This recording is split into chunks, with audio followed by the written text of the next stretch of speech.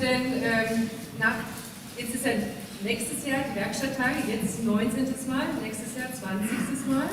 Gibt es denn irgendwie in deinem kreativen Kopf Jubiläumspläne, die du mit uns teilen möchtest? Ja, das ist relativ einfach, denn ursprünglich sind die Werkstatttage entstanden, weil Anselm Schieber die Halle angeschaut hat. Die hat ja die Form einer Basilika. Normalerweise kommt jetzt das Tageslicht hier in die Mitte rein, nur wegen des Films hatten wir hier verdunkelt.